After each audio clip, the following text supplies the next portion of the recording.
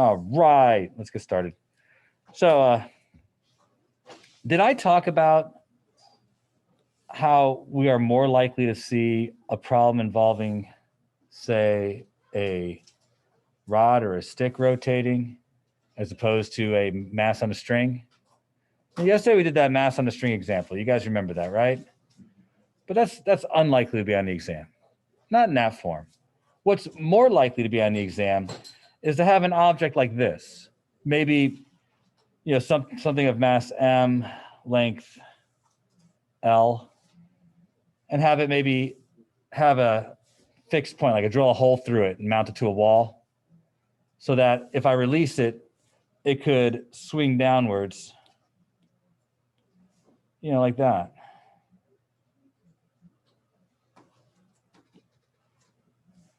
So that, it swings down here, and now when it's down here, it's moving, it has some velocity. Can you imagine something like that? If you can, because some of you didn't answer, so I'm going to say maybe some of you can't imagine this. If you can't imagine this, I want you to think about something. How much gravitational potential energy would the system have when it is raised to here?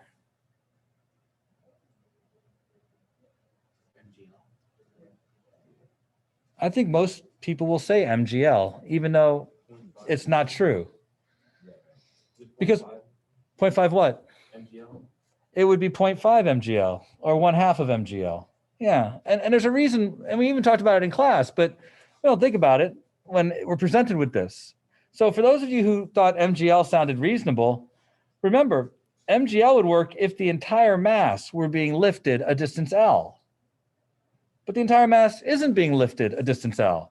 I've got pieces of it over here that are being lifted just a small little bit. The only part of it that's being lifted L is the very end of the rod. Everything else is going to have less energy.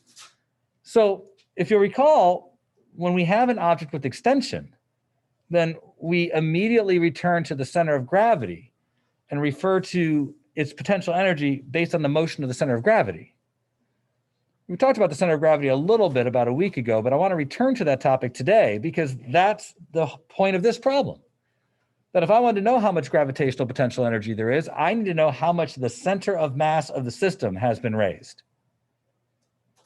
More importantly, when we do allow it to swing downwards, how would we describe its kinetic energy? If you haven't had physics before, you probably don't know how to answer that question. Because I think we could all agree that this part is going to be traveling a different velocity than this part, which means that every piece of this has a different amount of kinetic energy or contributes a different amount to the total kinetic energy. Yes, sir? So couldn't you just say that the center of mass has a certain kinetic energy? I would like to be able to. That would make it easier. The problem is our definition of kinetic energy puts more emphasis on the velocity than the mass. So if it were true that we only had to worry about the velocity of the center of gravity, that would be fine. But unfortunately, this part right here contributes more to the kinetic energy than this part does. And it's not just a little bit more either. I have to square it. Now, the whole thing might have the same angular speed, sure, but that's not going to be enough. Now, anybody who had physics last year should have recalled that we have another way of calculating kinetic energy that involves what we call the moment of inertia. The moment of inertia takes into account this distribution of the mass and also takes into account the idea of a pivot point. So we will have to come back to this because although this system is a conservation of energy system, the types of energies involved are different. And how we calculate the gravitational potential energy is also different. So today what I'd like to do is threefold. First, I want to go back through and talk a little bit about center of gravity versus center of mass. I've kind of done that. I want to remind you that say we did something like this.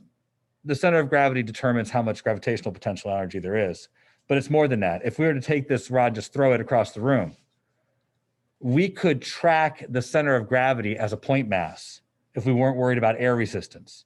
And it would be the center of gravity that would act like a projectile. The rest of the object would probably spin. And in a situation where there is no fixed pivot point, all objects naturally spin about their center of mass. So frisbee, stick, if you throw anything, your brother, they will naturally spin. Kyle, you could throw Kyle. He will naturally spin about his center of mass. It would be fun to watch until he's no longer spinning, like hits the ground or something. That would be no fun. This does sound like the potential for a lab. Let's talk to the folks at home for a minute. How many people at home would like to see Kyle spun and thrown at the same time? No. I'm recording this too, so someday this will be on the internet. And we can remember the times we thought with great fondness of an experiment where we threw Kyle to see if he would spin about his mutual center of mass. The answer is yes, but we don't get to do that experiment. They frown upon it greatly when you throw students across the football field. But boy, I'll tell you what, that would be a heck of an experiment, wouldn't it? It would be. So what I do want to do, though, is he probably can't sign that waiver, being that he's not 18. It is plausible that given the possibility that his parents signed this waiver, and in addition to that, we get permission from the school board to allow such an activity to take place, that yes, then we could catapult Kyle across the football field. But until such time, we are probably going to have to obey more of the social norms and not just toss our students across the football field, as much as they might have earned it and deserve it. I'm not saying that Kyle has. I am not saying it. I'm definitely not saying that Kyle has deserved that. But boy, there's there's those thoughts. Okay, so here's what we're going to do. We're going to do something that is unnecessary. And when I say that, I mean we're going to prove something that we already know the answer to, which is a poor sentence because I should never end it with the preposition. So we're going to prove something to which we already know the answer. And we're going to do this as a way of demonstrating how you actually calculate the center of mass. Now, we've talked about calculating it for point masses, but that's not a particularly hard thing to do. You just add up each of the point masses, divide by the total mass. It was no big deal. What I'd like to do is talk about calculating the center of mass for a distribution of mass.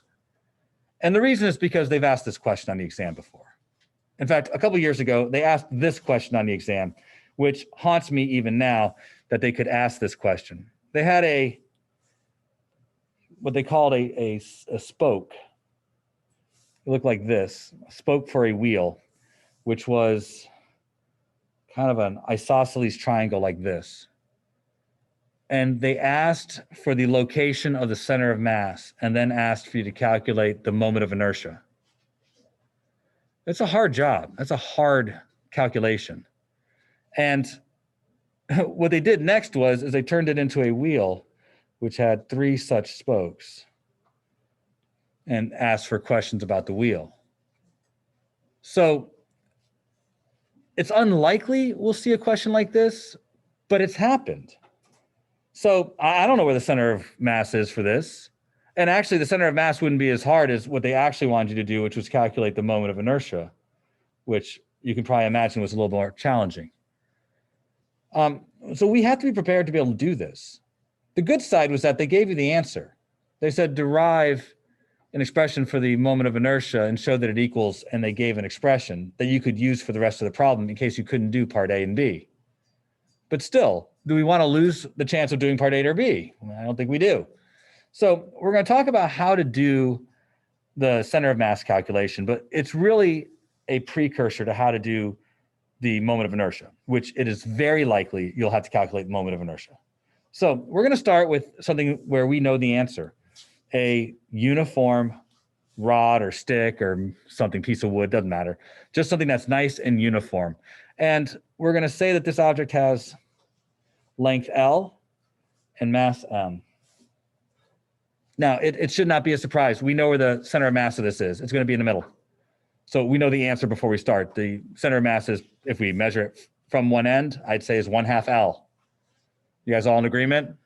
So it's not going to be a surprise. This isn't about the answer. It's about how we come to that answer. So I'm going to go over some of the things you have to do in order to do a problem like this. And we're going to talk about some of the choices you'll have to make. This will require calculus. And so for those of you who are in AB, you are going to go outside of your comfort zone a bit. I don't really care. We're past that. You have to. And for those of you in BC, yeah, you should be able to do this, no trouble, because it's a pretty straightforward one.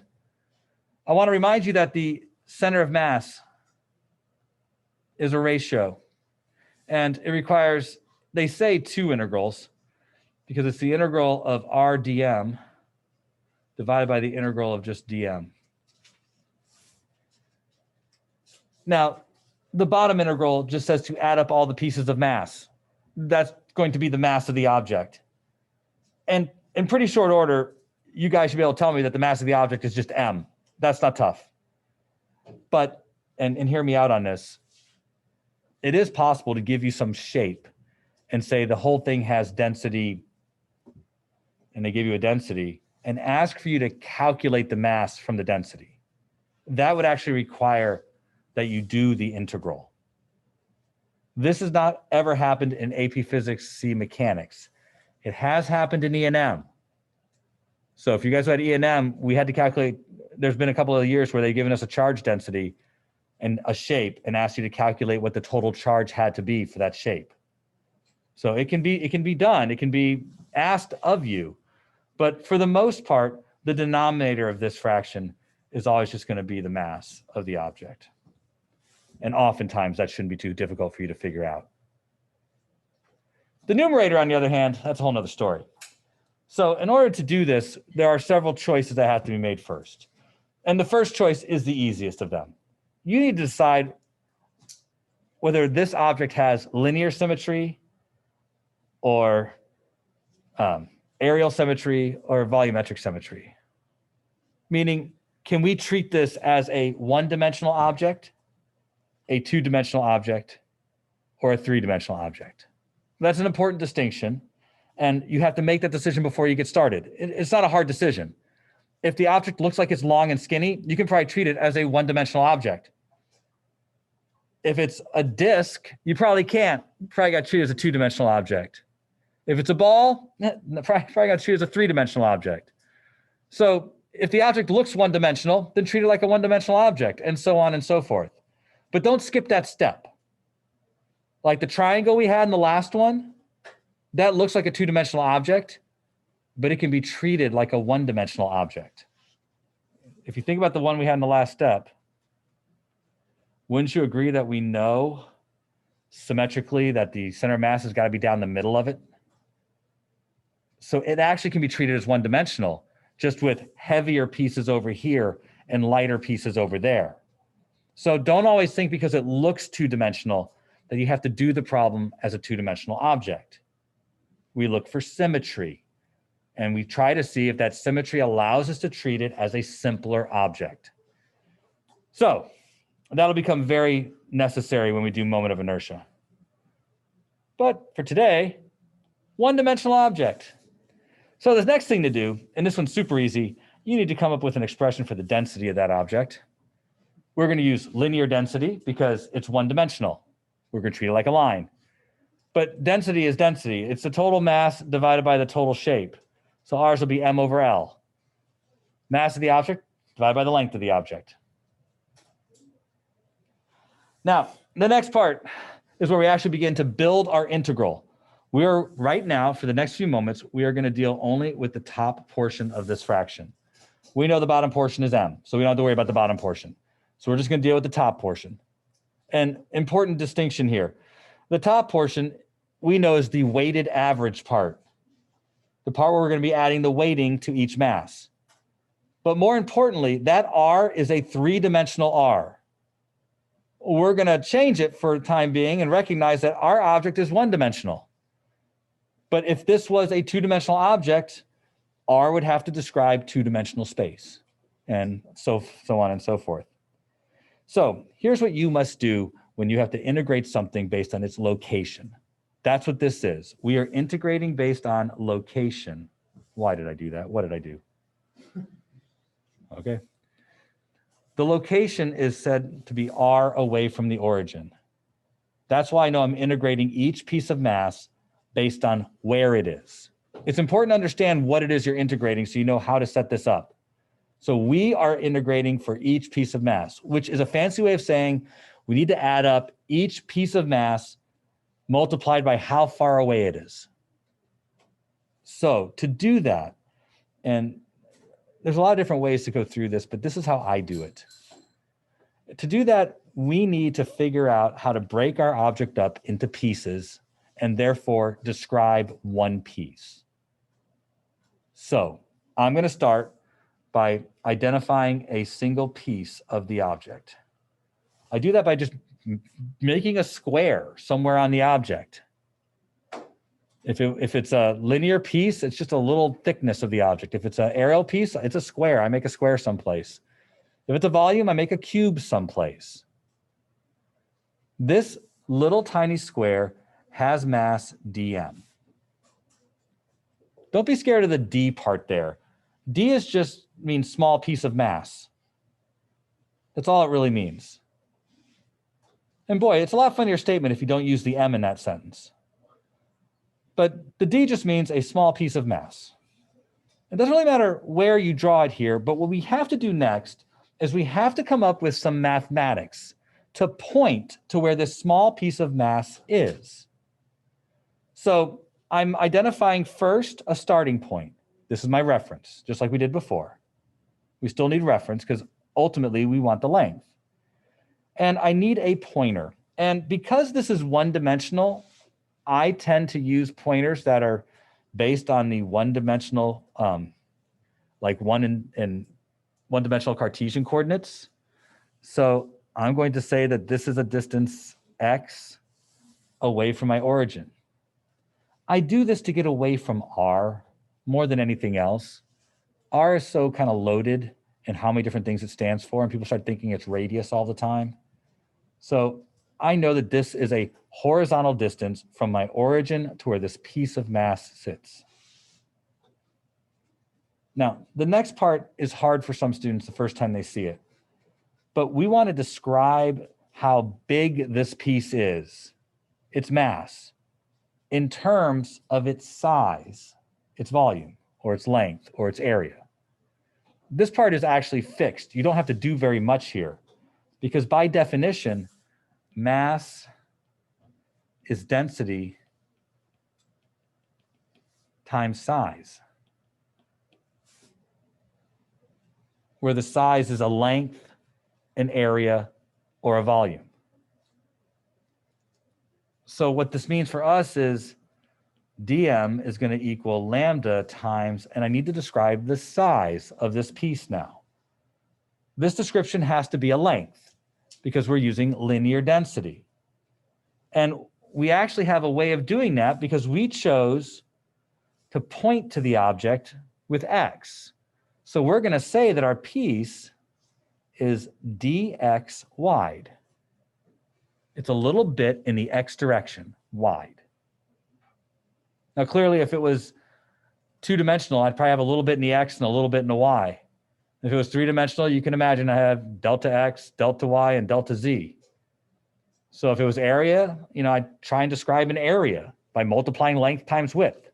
If it was volume, I would try to describe a volume by multiplying length times width times height. But it's just a length. And so I can describe how big it is by just putting dx.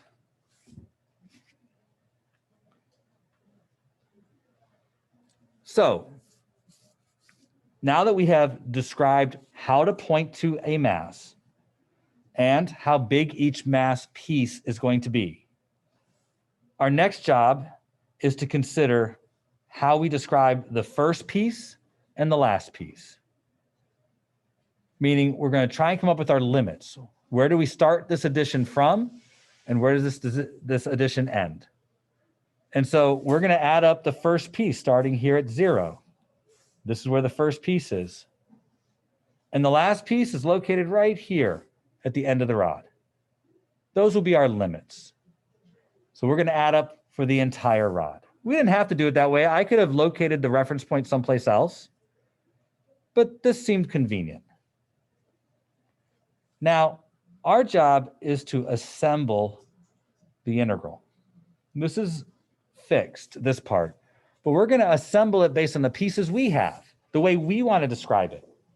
So the first thing I want to do is I want to tell my integral where we're going to start adding and where we're going to end our adding, because that's what the symbol is about, adding together all of the masses.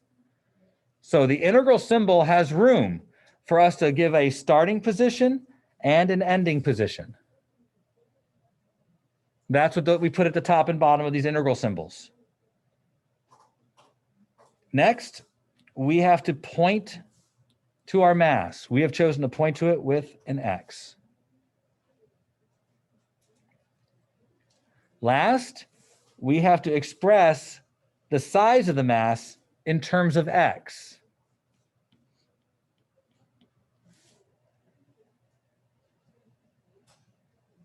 So this is our R, and this is our dm. We've transformed them into variables that tell us where to point to the object and how big a piece is each object going to be.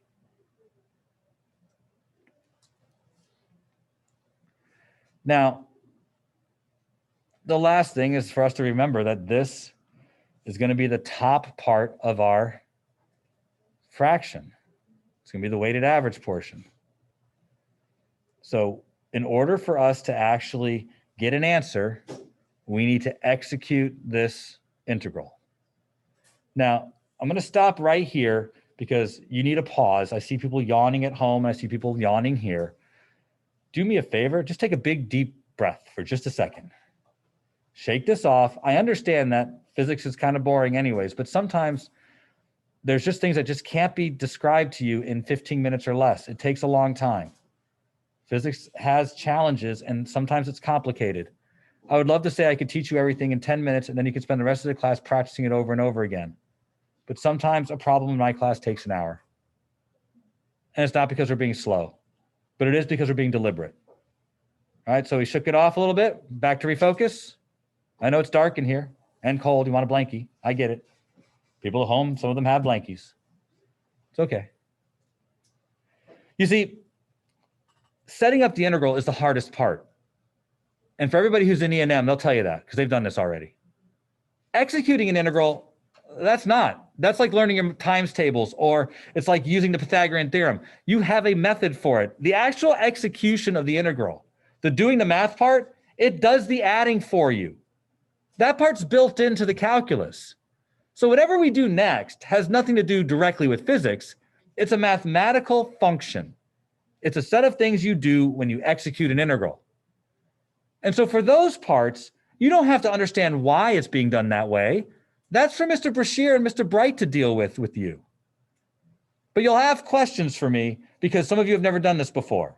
And so for those of you who have questions with me, let me just give the big picture. When you've assembled your integral, what you should have is an expression. This part is the expression. It's what it is we are integrating. There's going to be this part, the D something. It probably has a name. And I don't know what it is because it's a special name in the integrals, I'm sure. There's all sorts of special math names. But what it really is it tells you what the important variable is. It's telling us that we're integrating with respect to X. That's how you read that. I say I'm going to integrate X times lambda with respect to X. That's telling me that lambda is a constant. That's what it's telling me. I can take lambda and move it out because it's not part of anything we're doing here. But also the dx gets used up in this function. It's going to be gone when we're done. So it's not going to disappear. It's just there to tell me what thing I'm integrating with respect to. Dx was never actually big here. Dx was infinitesimally small and was just really holding the location on the ruler where we were pointing. So it's going to disappear in this process, and that's okay. The front part is just holding on to my limits of integration and telling me that I have to integrate. So here's what we do next. We do the process of integration, which means I pull out my constant.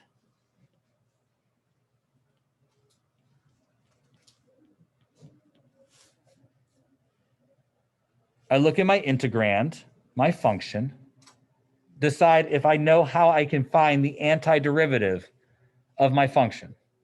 Sometimes, and most times, that's the hard part. Right now, this one's not going to be hard. But in calculus, you're going to find some that are hard, where you're not going to be able to guess at or use a simple procedure to find the antiderivative. You're going to have to learn tricks like U sub or integration by parts or other things that are even harder.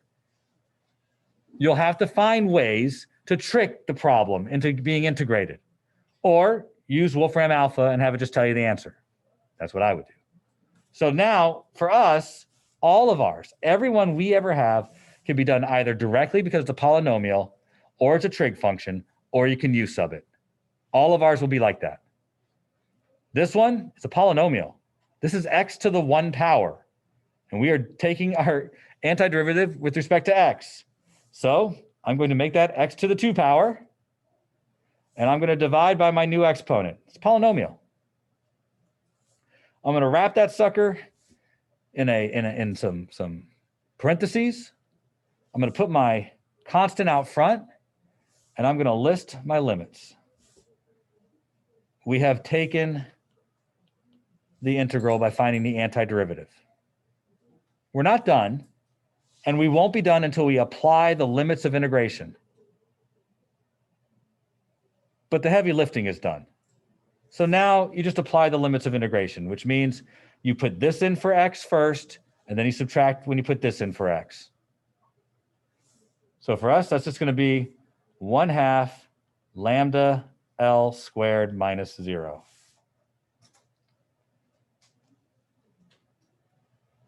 All right, that's the hard stuff. Any questions to this point?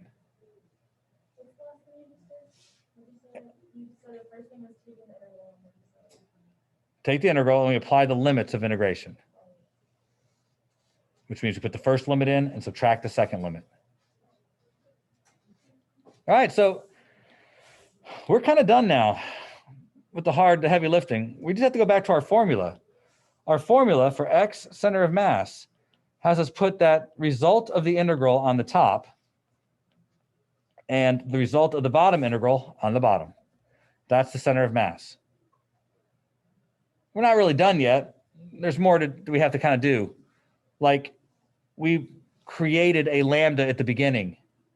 We should put that back in now because we know what lambda is. So let's go ahead and do that. So I'll have 1/2 times m over L times L squared divided by m. And hopefully you all see that the m's cancel, one of the L's cancels, and we're left with the x center of mass equals 1/2 L. I know, a lot of work to prove something we already knew. On the other hand, a lot of work to definitively show that you could do this on your own if you had to, because you might have to. The easiest way to kind of trick you is to come up with a lambda that's not a constant. What if lambda is proportional to x, where the object gets heavier as you go from one side to the other? It's not crazy. Or what if you have something where the lambda is inconsistent, where your object is made from something that's maybe not homogeneous, but filled with chunks and heavier pieces and lighter pieces? You know, what if you're trying to find the center of mass of a piece of cement, which is clearly not, homogeneous? It's going to have lots of different kind of structures inside of it. So, I mean, there is a realistic application here. The triangle one, that's a realistic application. So, are you going to have to do this? No, I mean, if I really wanted to find the center of mass of something, I wouldn't do it this way. I'd put this thing on the end of a desk and push it towards the edge of the desk until it started to balance. That's the center of mass. Finding the center of mass experimentally is pretty easy. It's not hard to do. You just have to find a point where it will balance. You can do it by trial and error. Spacecraft, it's typically pretty important to find their center of mass because they're going to spin in orbit. And so ensuring that you know where they're going to spin is probably important. You might want them to spin in one place and then find out after you made the device that it has a different center of mass. That's a problem, right? Especially when all of your motors and engines and everything are designed to spin at about a certain place. So it's not like you can do this haphazardly. Anybody ever get new tires? Because the first thing they do is they have to dynamically balance them, which means they have to put the center of mass back in the middle of the wheel, because it's probably not, because the tire probably isn't perfect. So they grab all these weights, They spin your tire up and they look for the center of mass and then put these little weights around it to shift the center of mass back to the center. Otherwise, when you try to spin your tire will fight the car trying to get to the center of mass and it'll wobble. Have you ever driven a car when the tires are out of balance? You will, just a matter of time, because as you ride on your tires, you're wearing away pieces of them and they will eventually come out of balance. Especially if you have like a, I don't know, like an idiot big car with like 35-inch tires, like mine. Those suckers go out of balance all the time. All right, so found the center of mass. I'm very excited. You're very excited? No, you're not. I sense not excitement in you. In fact, Sana even turned her camera off. She was so bored of this whole thing. I'll tell you what, that's a real statement right there. I'm done. Click. Turning that camera off. I'm going back to bed. My camera's not working today. Whatever. Funny how that crap works one day and not the next. All right. Hopefully we'll never have to do that. We will have to calculate the moment of inertia. I think calculating the moment of inertia is a little more interesting, but it's the same exact process, except that you'll start with x squared and not x. I know, seems terrible, but yeah. It's not. It's the same thing. Oh, okay. I was like, wait. No, it really isn't. The thing about the moment of inertia, though, and this is something that we will talk about, is moment of inertia, unlike center of mass is a location. We're trying to find where something is. Moment of inertia is a quantity, and therefore we choose an axis and we calculate the moment of inertia from that axis point, as opposed to choosing a reference and just seeing where this location happens to be.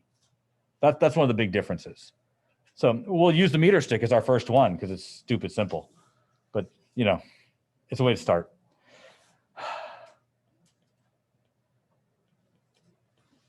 The last topic of the semester. I know, the last topic of the semester. No, not so much. We have 3 topics next semester: angular motion, oscillating motion, and gravity. I'm saving gravity for second semester. Usually I would have taught a little bit of gravity, but this year I want to do some fun stuff. Not fun, fun for me. Some interesting stuff with orbits. Mostly because Max asked a question last week, and I thought it was an interesting question, but it wouldn't be covered in our normal class. But if we do gravity at the end, we can talk about the creation of galaxies and why the Earth is bulged in the middle, and you know why all the planets seem to go in the same direction. I mean, there are reasons why these things happen, and they're kind of interesting. And if you have a little bit of information about physics, you can usually rationalize why things work the way they do. But today we're going to talk about momentum, which is the last topic of our semester. We will cover it a little bit now and a little bit after the break. And we'll finish it we'll actually finish before the end of the semester. So we'll be able to start second semester work on that second week. But there's a few things about momentum that we just have to kind of plow through because everybody who had AP Physics 1 already knows these things. So if that's not you, get your hand ready to take a bunch of things down. But if that was you, you know what we're going to talk about here. Momentum's not that tough. In fact, when I say that momentum is not that tough, really, momentum is not that tough. That's momentum. The implications of momentum are huge. Calculating momentum, not so much. Now, there's a lot of things about momentum that need to be kind of put in front of you. But most importantly, momentum is the actual quantity that Newton based all of physics on. Not mass, not acceleration. When you look at Newton's work, Newton didn't put net force equals ma. Newton put that net force equals dp dt. He was really focused on this concept of inertia and didn't just say that inertia was mass. Newton extended the concept of inertia to include motion. In fact, the most important quantity was momentum when you read his book on physics. So we're going to list momentum as inertia while moving, because that's really what it is. It's an object's inertia while it's moving. Because objects that have inertia actually have their inertia change when they start moving. They are more difficult to change when they're moving than when they're still. Saying that an object's inertia is its mass means that changing it is always the same. That's just not true. That's just not fundamentally true. I guarantee you a bullet is a lot more difficult to change when it's moving at 1,000 meters per second than when it's just sitting on your desk. And that's why you can't just barrel it down to just mass. So when we talk about inertia, you really can't talk about it divorced of motion. In fact, it's just a little bit interesting that Einstein created an extension to momentum, that he recognized that the object was physically changing when it got to be at extreme speeds, that its mass seemed to grow larger as it went to extreme speeds. That is saying that the inertia becomes more powerful as you move faster. It's not just linear like this. It's more complicated than that. And we're not exactly sure about why, but if we treat an object as having momentum as opposed to some separate mass and velocity, it means that we can also deal with situations where the mass is changing at an incredible rate. A rocket will use 90% of its fuel in the first 7 minutes. You really can't assume it has a constant mass, but you can assume that the rate of change of its momentum can be controlled, even while its mass is changing and its velocity is changing. So the rocket problem can't be solved if you just think of it as an object with mass. That's why we really need to have a bigger idea of this. Now, this is not stuff we would talk about in AP1, but it is stuff we'll talk about in here because we have time. This year, we'll do the rocket problem. We'll talk about how much fuel is necessary to get to, say, the moon, or how much fuel it takes to get out of the planet, because you can calculate it directly. It's not arbitrary. So we'll start here with the idea of momentum. And there's a few things about this I do want to point out before we go any further. The units of momentum are nothing special, which is kind of weird. We don't have a name for this, so we'll just call it the Shelton. Why not? I think it's about time. In honor of me, the Sheltie. You have so many Shelties. No, that will not work out well. But it's just a kilogram meter per second. It has no special name, no special title. It is appropriate that at some point or another, you recognize that all things we've talked about are based on something else. So when I showed you where kinetic energy came from by using a motion equation, no reason why we can't do the same thing for momentum. Right, it should be pretty clear that if I want to look at how things change with respect to time instead of position,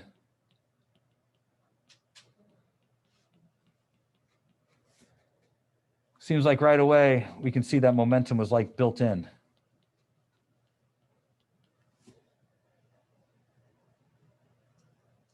You see it, right? Now, this actually has a more pronounced effect. It has a more important distinction than just saying that force is equal to the rate of change of velocity or force is equal to the rate of change of momentum. There's something interesting happening here that might not be obvious. And because it's not always obvious, let me redistribute this just a little bit. I'm leaving space on purpose. If I take what we had on the past page, write the top as change in momentum, and multiply both sides by t, I get this. And this is known as impulse.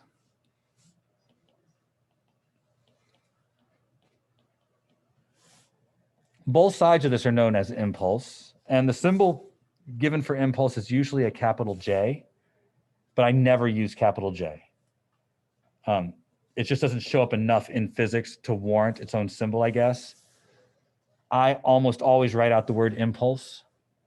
Impulse has the same units as momentum, but isn't momentum. I want to be very clear about this.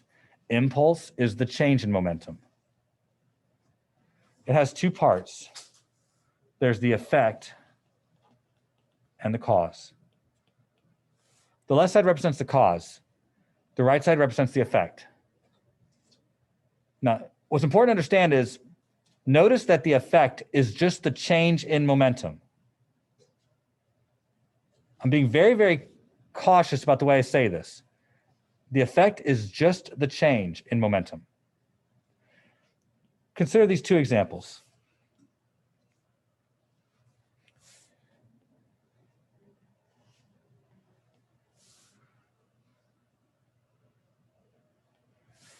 Two cups, glass, drop from the same height. They will contact the floor at the same velocity because they're dropped from the same height. I guarantee you both glasses will have the same momentum when they reach the ground. And the ground will stop them. Agreed? Which means that when the glasses hit the ground, they will experience the same impulse, whether they fall on carpet or they fall on tile. Because in both cases, the final momentum of the system will be zero. And in both cases, the initial momentum of the system is whatever it acquired by gravity. You follow along? I can't tell you in which case the glass will survive based only on their impulse, because both glasses will have the same impulse, but I think it's going to shatter on tile and not shatter on carpet. The impulse is the same, however, because they both experience the same change in momentum. Impulse is only about the change, the effect. What causes the glass to break is force.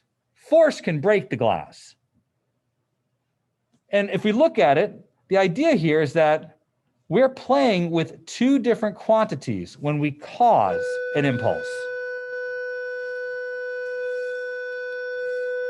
The glass breaks on the tile because the time it takes to stop is really small, which requires a greater force for the same impulse. But on the carpet, it takes longer to stop. So T increases, that decreases the force. The impulse is the same. One last thing before you leave, you got to know this. The direction of impulse isn't the momentum of the objects. The direction of impulse is the direction of the force. It's in the direction of the change. So be aware, it's not necessarily in the direction of either of the momentums, but in the direction that the momentum changes. Okay. Oh, that was good. That was fun. Enjoyed that immensely. All that physics talk, that was good physics talk. You guys have a great day. I will see you tomorrow. 2 more days left this week and then 1 week left, and then we have to go to break. And nobody is happier about that than me. You guys at home, have a great day. Do you have any questions for me before I release you? All right. I'm going to eject you all from the meeting. Bye-bye.